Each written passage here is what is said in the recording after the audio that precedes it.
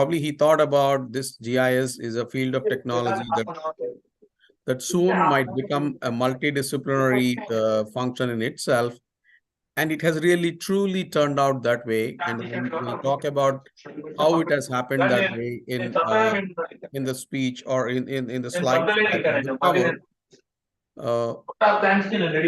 One thing that I would like to kind of mention is most of us are consumers of GIS in one form or the other in our personal space. Let's take a pause for a small moment and reflect upon how GIS as a technology has transformed our daily lives these days. Most of us don't really realize this, but if you really look at it, the locational services, which is the offshoot of the GIS technology, we that we constantly use for navigation purposes. Nowadays, none of us ask for address to reach to each other's places or to meet at a common place. What do we say? We simply say that, okay, can you please share your location on WhatsApp or any other chat that we are comfortable with? What is this? It is nothing but integration of technologies across domains, and the underlying technology that is there is GIS. And it has simplified our lives in more than one ways. And that's the power of GIS. And in fact, as a matter of fact, if we really go into a little more detail, it's basically when we go and offer puja in a temple, we generally kind of say a few mantras. Like in the beginning of the mantras, we talk about Bharatavarshe, Bharatakande and all that. And then what do? We are actually kind of giving a reference of the geographical coordinates to God before we start something. It's as old as that, the GIS as a discipline. It's just that we've added the technology flavor to it now, and hence it's made our lives more comfortable. Having said that, I'll try to kind of share my screen now and then move towards the topic that I want to cover today on the GIS front.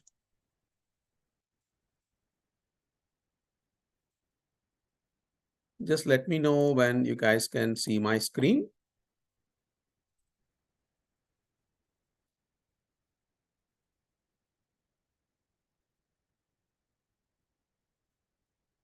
Yeah, can you all see my screen now? Yeah. Yes, sir. Yes, it is visible. Yeah, thank you. Thanks for confirmation. The topic that I would like to cover on this GIS day is drones and how GIS as a blended technology is turning out to be a disruptive technology in the Indian economy. And as a startup, due to some confidentiality reasons, we would not like to, I would not like to kind of give out the names of my company that I'm working for, but we are working across various domains in a blended technology of drones and GIS. So let me just go to the next slide, which talks about what I'm going to cover now. Yeah, the role of GIS in solving the problems of various segments of the Indian economy. I'm going to talk about some of those. I'm going to briefly touch upon it for the paucity of time. The GIS infrastructure that made all this possible, and NAVIC, the real things that is going to make a lot of changes in the Indian industry and make us feel proud. I'm going to talk a little bit about that. And the drone ecosystem in India, that is basically kind of playing a lot of role in transforming the economy. And the underlying philosophy and underlying the technology that it is using is the GIS. And I'm also going to briefly touch upon Swamitva, the project that has been launched by Government of India, which is truly a blend of GIS and drone technologies to transform the rural India in more than one ways. We'll talk about it, how it's happening, and an offshoot project, a practical approach as to kind of how drone-based land surveys are being carried out these days using the GIS tools. Yeah, let's moving on to the next slide. Just give me a second. Looks like a technical glitch. Yeah. Yeah. So from an Indian economy perspective, if you look at it, the top three segments, the aerial surveys, aerial photography, come videography, aerial surveillance systems, these three have reached a mature stage in the Indian economy where these can be deployed now across various domains and across various sectors of the Indian economy. And we are seeing that happening, and we are working on those projects as a corporate entity. And the other two that have been mentioned are going to be, we are going to see a lot of those coming up in the next couple of years, the aerial deliveries and the agricultural spraying. And well, one might have this thought coming up, why am I talking about drones on a GIS day? As I said, that the fundamental technology that has made all this possible is GIS. Be it aerial surveys, when we talk about surveys, it's not just the real estates or the lands, it's also about industrial surveys, highways and inspections. It's about volumetric analysis of various bulk volume minerals, and in the mining industries. So across the domains, wherever you need to kind of do some estimations, remote estimations with very limited amount of bias, that can be made possible through the aerial surveys. And aerial photographies and videographies, again, we have already been seeing, I'm not talking about the regular wedding photographies and those kind of stuff. This here, I'm talking about much beyond that, from an industrial perspective, from a real estate perspective, or a tourism perspective. So those are the kind of things that I'm talking about. And the aerial surveillance, this is a pretty big thing right now in the defense sector, as well as in the internal security. And the key component in this entire surveillance is the spatial data, the geospatial data. And how a geospatial data will trigger various aspects on the surveillance front are really mind-boggling. Be it an incident happening somewhere, it could be in internal or at the borders. And then once the geo coordinates or geospatial data is populated, then the responses can be effectively be kind of delivered, be it sending some emergency supplies, sending some personnel, sending some security staff to deal with this response situations. So this is the kind of segments that have actually matured enough. And in fact, even if you look at it now from a not so positive on the world, but the conflict in Gaza between Israel and the Palestinians, drones are playing a fantastic role. I mean, I wouldn't appreciate it, but it is happening in a negative connoted sense. But the underlying technology is drones that has been made it possible. And similar so is the case with aerial deliveries. And while we are talking about aerial delivery, we are talking about both the commercial applications as well as you can talk about the defense applications. Both have their own advantages, and they are being what otherwise would have been impossible to deliver goods to people is becoming possible now with aerial deliveries happening, and everything happening in an autonomous way. The autonomous navigation is happening through the navigational tools and aids. And navigation tools and aids are nothing but are relying heavily on the geospatial informations. And agricultural spraying, as we can see every day in newspapers or somewhere, we keep seeing about somebody has used a drone, or some company or the other has been kind of trying to kind of build a drone in the agricultural spraying sector. And again, it is yet to evolve into a mature stage. But again, exact location of the pest can be identified. Exact location of a water stressed area can be identified. And all of these use the data that these geospatial technology as is populating for us in the industry. Moving on. So now what has actually made this possible? The GIS infrastructure that has been built by Government of India. I'm again talking about purely from an Indian perspective. establishment of CORS network stations across India, pan-India. We'll talk about a little more about what CORS is all about and then how it is helping us in making all this technology possible. And then the data monitoring, that on a continuous basis, the data is monitored and it's relayed to the user communities. And while the CORS is handling on the ground side of it, on the air side of it, which is on the sky side of it, is being handled by NAVIC, which is basically our own navigational system using our own satellites. And while this is the infrastructure side of it, what we can call it as the hardware part of it. Now, the other two are the commercial rovers that have been made a lot of these activities possible. I've mentioned about a couple of companies who have actually who are more popular in India, Tremble, Leica, and CHC. These are all these rovers or these receivers that are used to capture the geospatial data for conducting various kinds of surveys. And the commercial GIF software, which is making all of this possible, are the two most popular softwares, Pix4D and AGI Soft Metashape. And of course, Tremble also has a particular software that is also extremely useful. But if you look at this, the hardware and the software, the combination of this with the geospatial information is basically creating wonders in the Indian economy now. Let's look at a little more on the CORS. What is CORS? CORS is nothing but a continuously operating reference station. It's a network of the real-time kinematic information being broadcast over the internet for continuously doing the corrections of the geospatial data.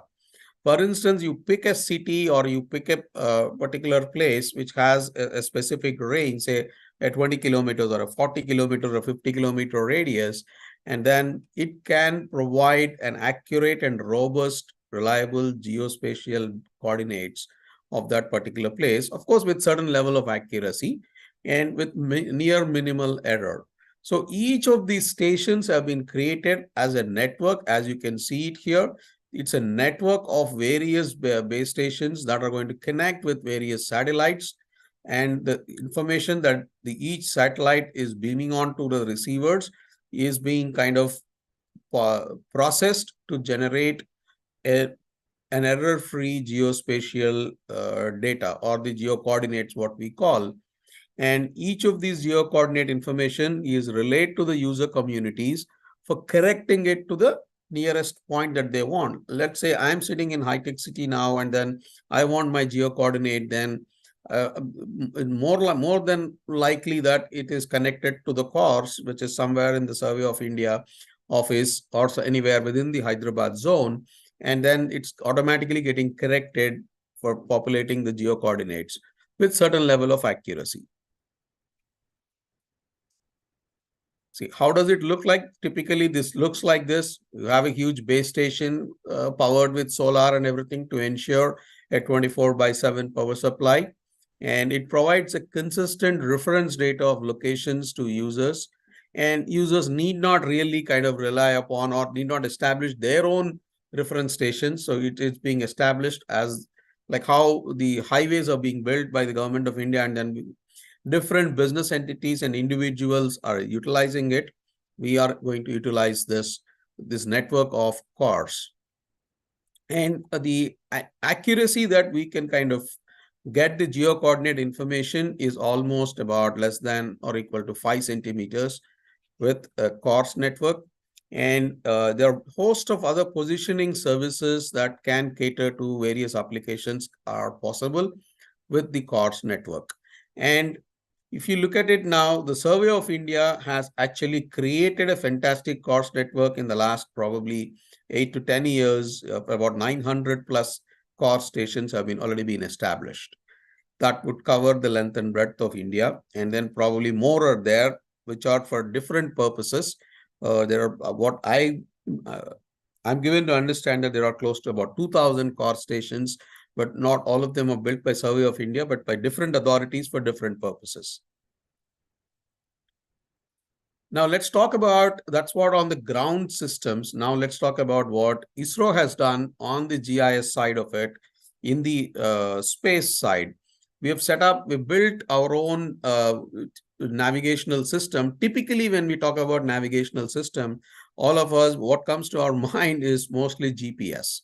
GPS is basically has become a synonym for GNSS, a global navigational satellite system, whereas we are so familiar, we have used GPS, the US-based GPS system so much that we all are familiar with GPS rather than GNSS. So India has built its own GNSS, which is NAVIC, Navigation with Indian Constellation, for the Indian region. And it's a constellation of 7 satellites, 3 geostationary and 4 geosynchronous satellites, all of them placed at strategic locations in the space to cover the entire Indian area, as well as the various other, it has a different range within the Indian subcontinent. And I would just like to kind of check what's the usual protocol in these sessions.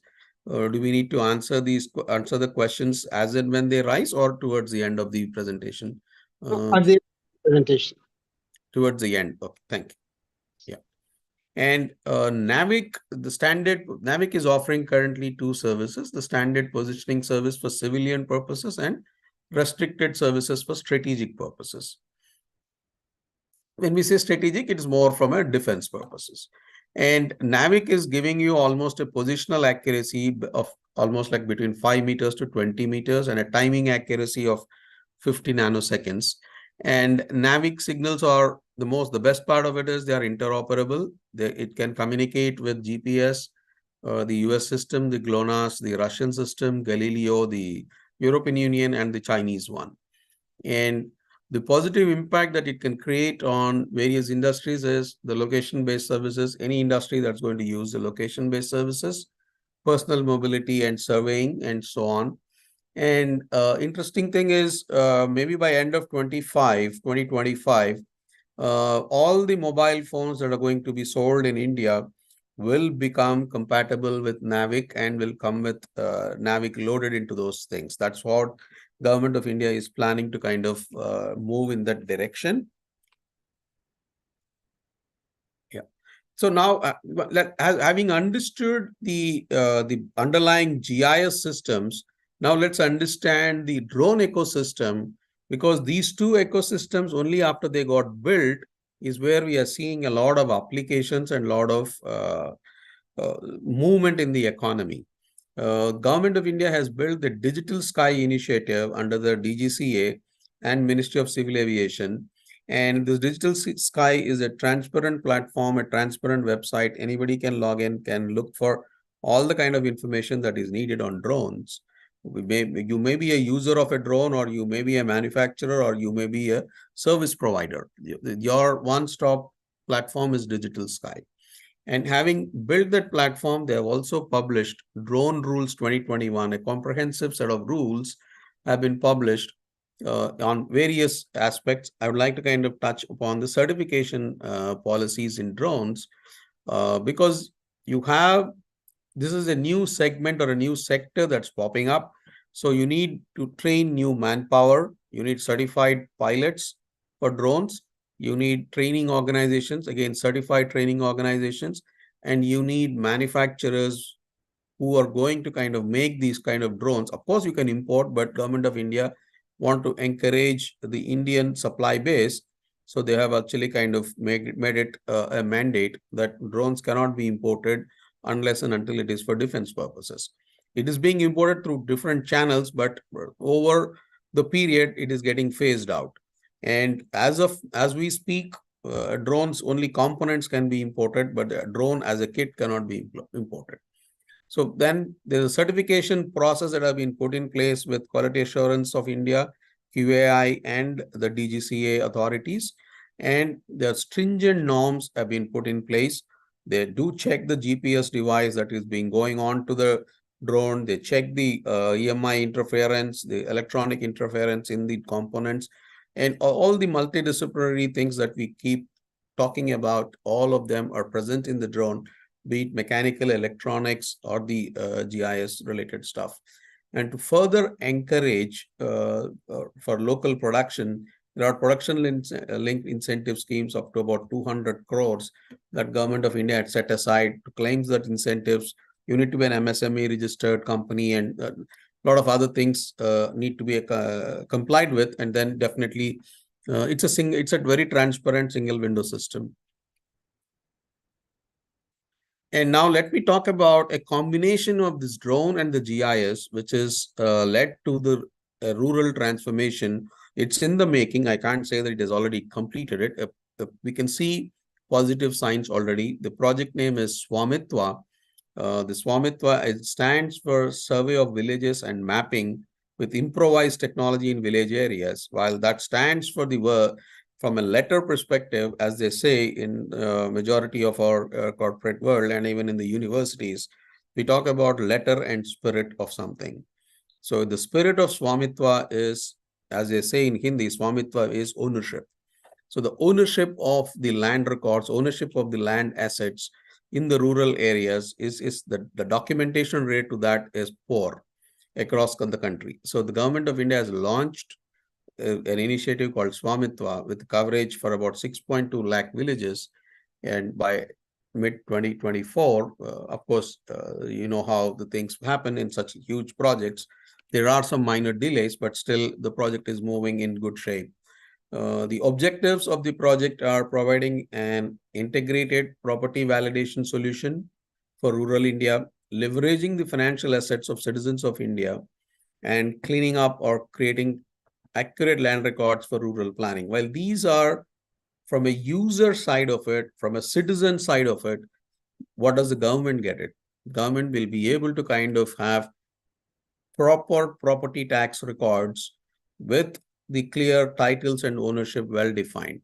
And apart from that, we are creating a fantastic GIS map for every village in India. And this survey infrastructure can be leveraged by various other departments for their use.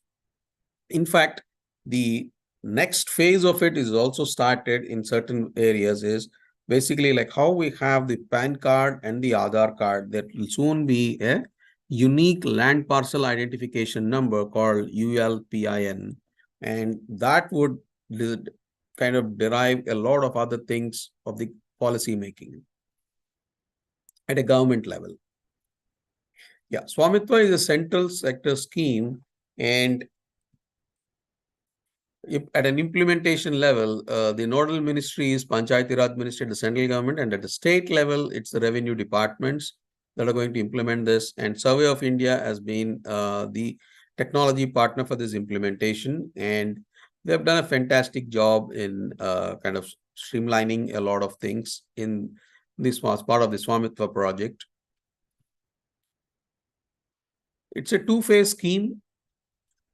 The phase one is about a pilot scheme that has been tried to cover about 1 lakh villages and across about 6 to 7 states, and establishing CORS as a pilot in Punjab and Rajasthan. And then later in the second phase, which is what we are in right now, approximately 5 to 6 lakh villages will be covered should have been covered by mid 24. Probably the project might get delayed a little bit to various reasons. And taking a little deeper into the project, which is about the major activities and then how they're connected with GIS, is creation of a pan-India network of CORS. That's what we discussed about. And the objective is establishing a ground control point, establishing ground truthings and kind of conducting ground truthing activities and demarcation of lands. Basically, the government lands versus the private properties, or the NGO properties, or the temple lands, church lands, or the mosque lands. So all of them can be very well demarcated using the GIS technologies. Now, to enable that using heavy, if you look at the sheer landmass of India, that's almost like 3 million square kilometers of land, which is, if I have to kind of talk in sheer numbers, it is 32 lakh square kilometers, and each square kilometer is almost like 250 acres. So that's a kind of an area that needs to be surveyed, that needs to be mapped and generate village-wise maps. And it is practically impossible to do it on a physical manner in the current day world. So you're using the drones to do this, and that is what the government has embarked upon, large-scale mapping using drones to generate these high resolution and accurate maps. Based on these maps, property cards or title deeds would be issued to rural households.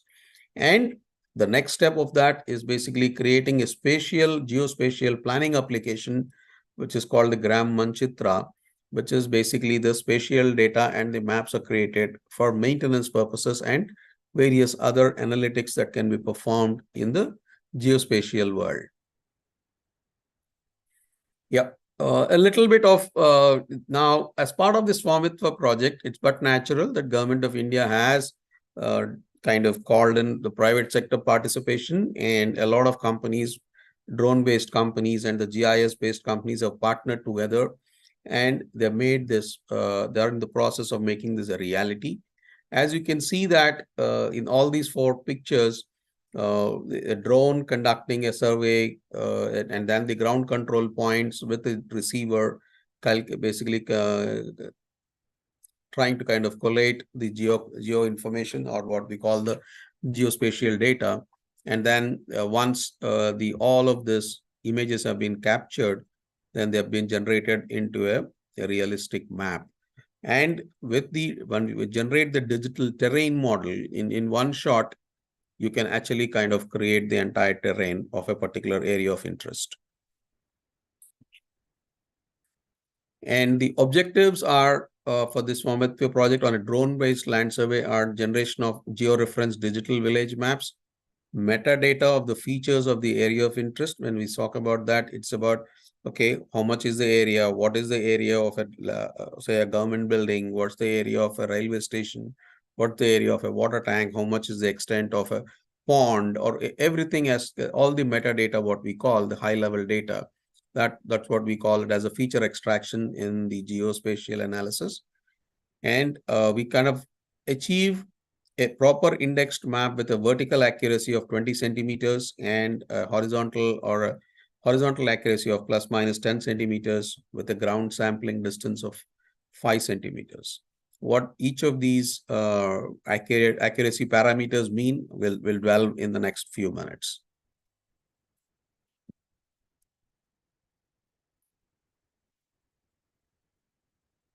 Yeah, the current status of the project is as basically mid-November. Drone survey has been completed in about almost, and all this, by the way, all this information is available on the Swamitva website. I'm just trying to kind of bring it up for everyone's benefit so that we understand the project, and we can all contribute, and we can also learn that how GIS is actually transforming the rural India. It's almost like 275,000 villages have already been surveyed. Maps handed over almost like 2.3 lakhs. Land parcel digitized almost like 8.4 crores. And the property card distributions, as I said that in the previous slides, the Survey of India has already established about 900 plus power stations with an integrated control center. Now let's talk a little bit about if one has to kind of perform a drone-based land survey, what's the process, how it is being executed. There are certain pre-survey activities, which is basically we start with a satellite imagery of what we call the Google Earth file or the KML file. This is used purely for planning purposes, the drone mission planning. Then the drone launch feasibility, where somebody has to visit the site and need to see whether the site is, what are the various points from where I can launch my drone. And there will be some areas from security reasons, those areas you cannot allow a drone to fly over them. So you need to understand those, and of course you have to obtain the necessary police clearances and security clearances. And then you will establish a ground control point plan, as you have seen earlier, with some colored marking on the road, and then that's called the ground control point. And then you have to establish thousands of ground control points, and you need to establish that plan. Then the checkpoint identification for authorities to go back and verify whatever survey has been done, it's a kind of a quality control point. And village boundaries have to be identified, and then certain buffer zones, hills, or some water bodies, those have to be identified. As you can see here, the drone, and then you can see some what they call the Chuna marking. You can see it here, and then this either you can do it with the Chuna powder or you can do the painting, depending upon the land condition where you're going to mark the ground control point. And a typical ground control point would look like this. There are some standards that Survey of India has established, and they comply to the worldwide standards. And then the color scheme has no relevance. It has to be visible enough. It should be bright color so that when you fly the drone from a height of almost like 100 meters or 200, 120 meters above the ground, when the image is being captured, you should be able to clearly see the ground control point. And the GCP, that's what we call the GCP marking, then the checkpoint marking. And for every village, as I said, that from the course for correction of the geospatial data, we have to create one observatory point. It's for about 12 hours or to 14 hours, depending on the type of rover that we are using. You establish that and observe that, and then pick up the geospatial data, the coordinates. And then you have to, of course, depending on the day you're flying the drone, you have to check the airworthiness of the drone to avoid any accidents, and the weather conditions. Like there are not all weathers you can fly a drone. You have to check the wind speed, you have to check the gust speed, the cloud conditions, and the sunlight conditions. Based on all that, you decide whether you can fly the drone, and then you gather the data through the drone camera on board. And the post-processing activities are, once the drone has been kind of flown, you collect the images of every possible parameter on the ground, and then you kind of process the course-corrected data. You will get a geo-stamped images. Like when I talk about the drone, when we fly the drone, practically for every 1.75 to 2 seconds, one image is clicked. And each image will probably cover, I cannot exactly say the number, but depending upon the extent of the land, we typically cover about 0.7 to 0.8 square kilometers of land in about 30 to 35 minutes time in terms of the capturing the images and geostamping them. Both happen simultaneously on the drone. And these geostamped images will be course corrected using the course data, and then what we call the orthorectified image, ORI. ORI is generated, and once the ORI, the rectified image, is generated for the entire village, then the feature extraction, as we call, okay, these are, as you see those red boxes, we can kind of identify each of those features. Okay, this is a government building, this is something else. So Government of India have some norms saying that, okay, you have to identify about these are 10 or 12 types of properties, and then you have to identify them and mark them in the map. And then a map is generated, and then it will be submitted to the village authorities for ground truthing purposes. Again, they go with the rover into the checkpoints, and then whatever the geospatial data, that the coordinates that we tell, as well as that is the positional accuracy, and then the area statement through the geospatial application, the GIS softwares. Through them, we can define what is the area, the extent of each building or a land, and then they will go and physically verify that, and then that's how it is certified as an accurate map with certain tolerance parameters.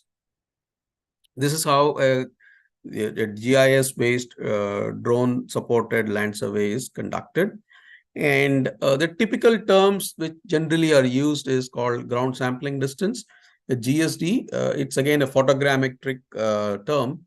A GSD is the distance between two consecutive pixels in the image. And there are some formulas. I mean, there are some parameters that we set it up with the onboard camera on the drone. And with those parameters, we can achieve a specified GSD, a ground sampling distance. In the Swamitva project across India, they are looking at 5 centimeter ground sampling distance. And to achieve that 5 centimeter ground sampling distance, there are other constraints that we take into account. and we change the camera parameters. I mean, as you can see here, look, one can imagine the technology that is involved. The camera technologies are involved, the drone, the mechanical, the propulsion, the what do you call the aerospace technologies are involved, the GIS technologies are involved, and all of this together are transforming the rural shape of India. And one can question, okay, why do we need to do a drone survey? Why can't any other methods be used?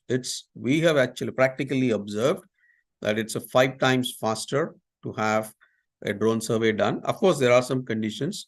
This is not suitable for a small area land, like say 100 acres or 50 acres and all that stuff. There you will not get the benefits of cost, but definitely from an accuracy, efficiency, you will still get it. For large scale land surveys to need to be conducted, then it's 5 times faster, probably 7 to 8 times cost effective and diverse applications. And it's humanly safe. When we launch the drone, I mean, you don't need to, somebody needs to walk into the fields and get impacted with snake bites, rat bites, and whatnot. And you're just being in a remotely, you find yourself, you launch yourself in a safe place, and then launch the drone, collect the data, come back, sit in your back office and do the processing. And then you can kind of submit this and generate the survey. Yeah.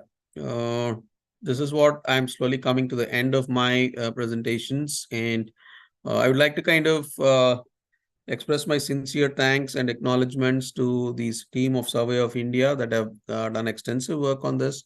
And they've published a lot of this information on Swamitva project on the Survey of India website itself. And a lot of that, again, I picked up the data from the NAVIC related stuff on ISRO. And of course, I express my sincere thanks for giving me an opportunity to present this perspective in front of an august audience like you. It's been made possible because of our chairman, Dr. Subbaya, and the other executive committee of the Hyderabad chapter of Institution of Engineers. And of course, my organization to allow me to kind of present a lot of this data. Now, with this, I conclude my session, and we can kind of open up for a few questions.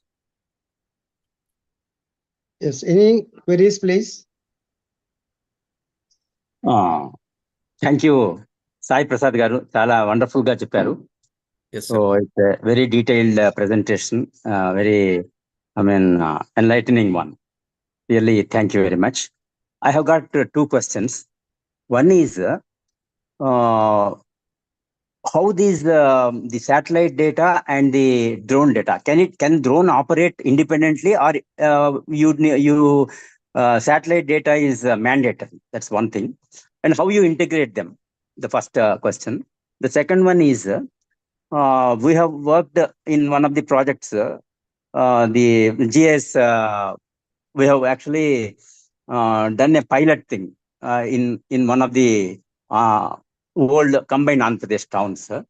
The learning we had is there should be a continuity in the actual implementation of the or its operation maintenance of the GIS. So that's one aspect which impacts the actual usability and the sustainability of the GIS system. And there is a multiplicity of GIS activities for the same city or something like that. There will be so many institutions or organizations or departments independently carrying out the GIS mapping, etc. So we thought that it is an unnecessary drain on the resources, and there will be you cannot just use and it's not cost effective unless the entire state or country uses the single database, etc. And it can allow the organizations to use the database or whatever is available by all the organizations. Then I think it will be more sustainable and more cost effective, I think. So there is a lot of duplicity in creating the database and also in maintaining. That's what 2 points I wanted to just raise. Yes, sir. Thank you very much, sir. You brought up a very valid and pertinent points. The point number one is, how does the navigation happen with the drone? Drone navigation happens with an onboard GPS device. I mean, I correct myself. It's actually a GNSS device, but we are so used to use the word GPS. It's a US system name. And very soon in the next few years, maybe we'll start using the word NAVIC. It is basically the navigational tool. It's an embedded software and the physical hardware that will receive the signals from the nearby satellites. And using that data, the drone will navigate. We create the software programs with the automated navigation for the drone, so that the drone, by receiving the signals, it's called the autonomous navigation system. And we generate the autonomous navigation path. That's what we, in the initial steps, when we said that the pre-survey activities, we generate the navigation. We define the navigation path for a specified area of interest. And that navigation path, we give the geo coordinates of that particular path.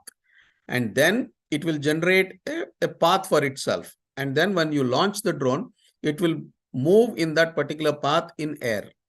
And then while it is on board in air, using the camera will be triggered to capture images at a set frequency, so that you get enough number of images of the land parcels, and then use the GIS-based softwares, the commercially available softwares, to stitch all these images together to generate a map.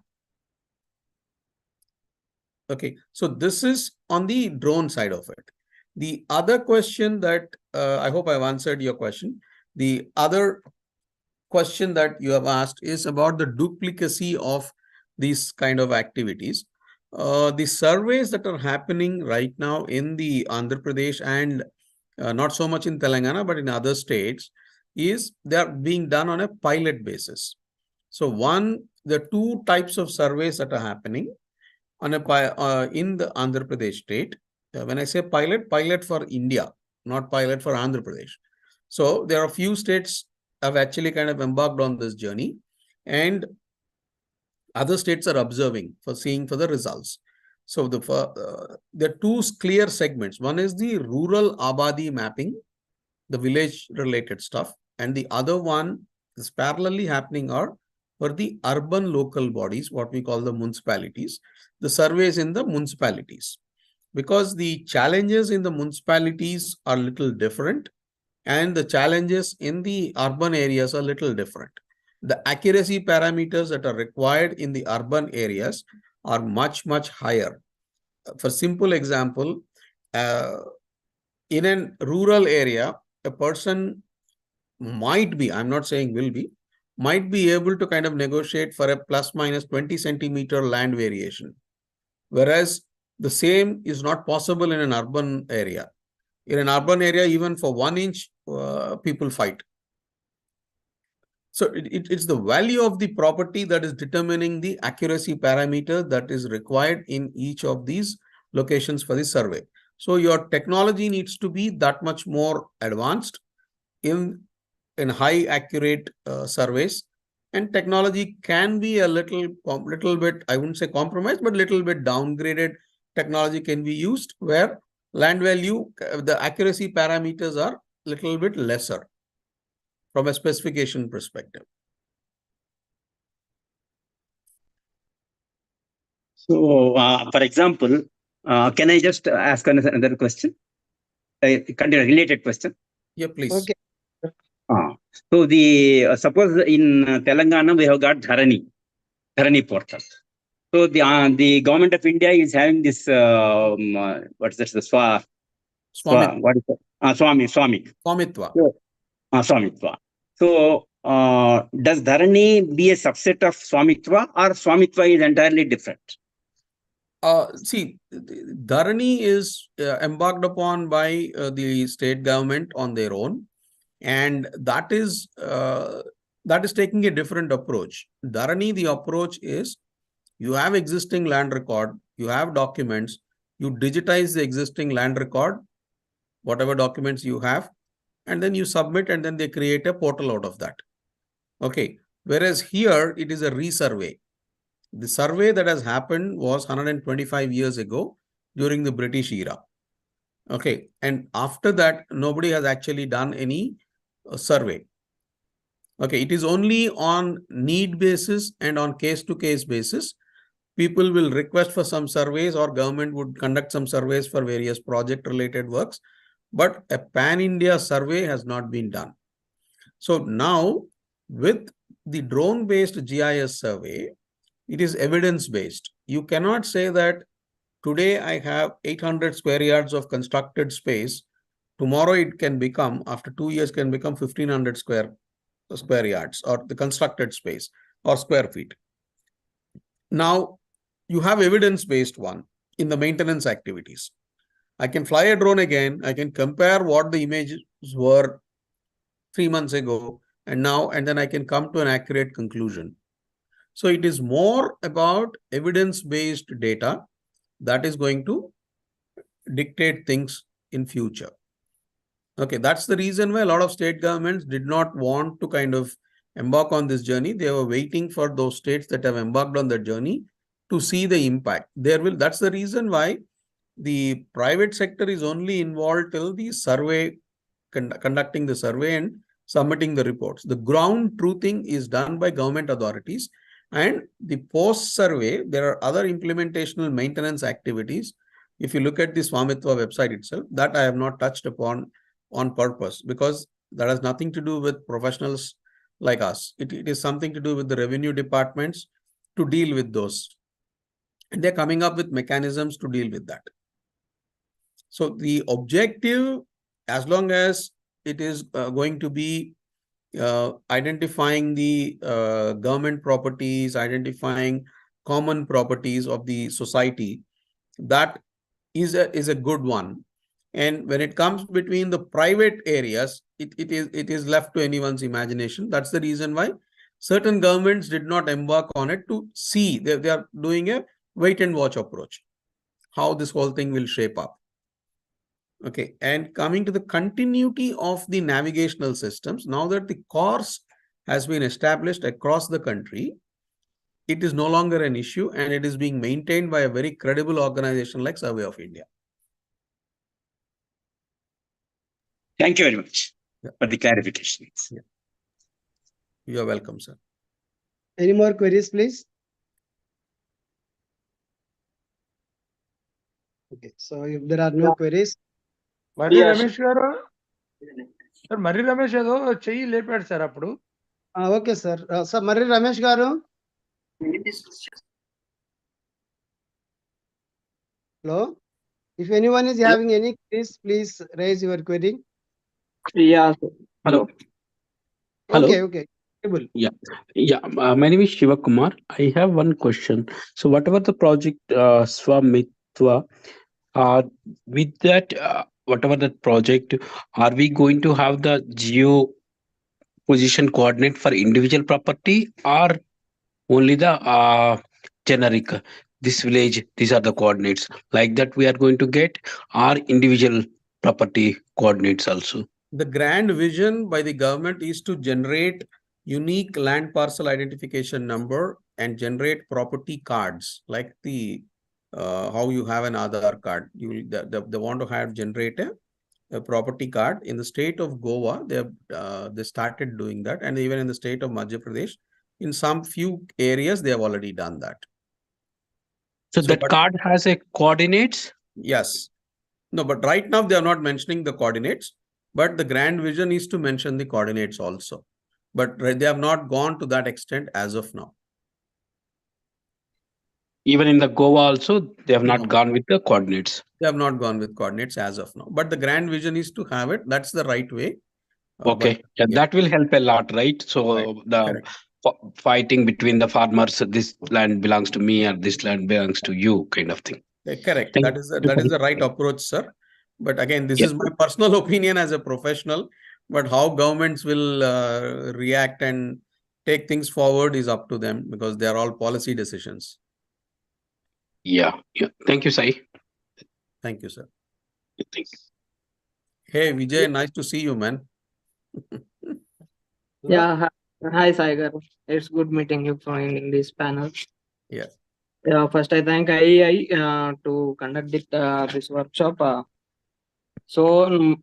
మేము younger generation మేము ఇట్లా active గా participate చేయడం and ఐఈఐ eager గా ఉంది ఇలాంటి workshops చేయడానికి we're really appreciated. And Sai గారు one small question just coming to deliverables, so how these companies handle deliverables to the clients, దానిపైన కొంచెం ఇన్సైట్ ఇస్తే so it will be beneficial. Yeah, I think the deliverables as defined in the specific Swamitva initiative are very well being met with certain amount of what you call the tolerance. As we said that they are not being completely approved by everybody. Yeah, but there are multiple vendors, as you know, multiple vendors have done the work, and only a few of them were able to successfully do a good job. And for want of confidentiality, I should not mention the names of the companies here in this forum. You can reach out to me. You have my number, so we can talk about it. Yeah, thank you. Okay, if there are no queries, then we will proceed further. Thank you, Sai, for your excellent lecture. That is in line with the theme of today's GIS Day celebrations. That is enlighten and nurture your community. You have enlightened us with the drones and GIS systems, which are used for the improvement of Indian economy. You have introduced a new system, that is a NAVIC, which is an Indian GNSS system used in India, and also explained about the drone ecosystem in India and gave an overview of Swamitva, how it is used for surveying the lands in the village in different states of India. And in detail, you explained the drone land survey process and also informed us about the benefits of drone survey system, how it is beneficial and what is the future of this drone system, particularly for GIS systems. Thank you very much, Sai. And finally, you have given very excellent presentation and patiently answered the queries by the participants. Thank you very much, Sai. Yeah, thank you, Subhaya. You're welcome, and I really enjoyed giving this session, sharing the practical experience and exposure that I have actually kind of gained in the last 1 or 2 years in these projects. Vijay has been part of our company. He's an ex-employee, and then so he has been a part of this. He's been thick and thin through this project, and there are fantastic learnings and great opportunity for me to share the experience and how these technologies are being applied in various segments of the economy. Yes. And this is very interesting lecture and more useful for all of us, and particularly the young engineers and also the practicing engineers. But today, the India versus New Zealand semi-finals are going on. Because of that one, the participants are very less. Otherwise, I expected more. But even under this conditions, about 28 participants attended this program. So it is a grand success, I think. This program is very grand success, and thanks for all the participants also. Now I request Dr. K. Sitaram Babu, Honorary Secretary, to propose vote of thanks. Thank you very much, Chairman Sir, and also thank the speaker for today, KV Sai Prasad Garu, for having given us such a wonderful lecture on the GIS system, fulfilling the requirement of the GIS Day for the IE Institute of Engineers. I also acknowledge the presence of Dr. A.S.N. Raj Garu, Council Member and past Chairman. Also Ramna Naik Buntu Garu, again the past Chairman, and Brahma Reddy Garu, I have seen his name, so he's also part of this. I thank him for having given his time to be part of this event. He's the past chairman. I also thank the convener for the today event, Dr. D. Rama Madam, and also acknowledge the presence of Mari Ramesh Garu, and Kondal Rao garu. I think Kondal Rao is very active. He has asked a couple of questions and been neatly answered by the speaker. And I think it's a wonderful day. We had a webinar before this and a webinar of the second webinar of the day. So it's a pretty long time. I mean, tenure of 2 to 2.5 hours. I think it's a wonderful day for the budding engineers to have such two wonderful lectures back to back. I request the staff of the IEI to go ahead and have the national anthem. Thank you very much, sir.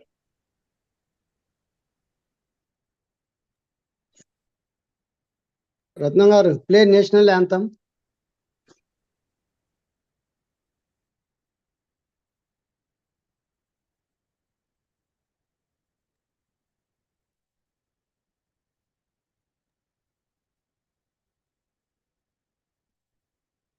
जनगण मन अधिनायक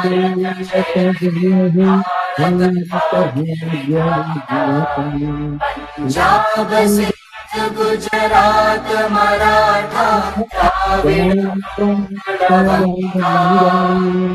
विंध्य हिमाचल यमुना गंगा उच्चल जलधि तरंगा तव शुभ नामे जागे तव शुभ आशीष मांगे गाहे तव जय गाथा जन गण मंगल दायक जय हे भारत भाग्य विधाता जय हे जय हे जय हे जय जय जय जय हे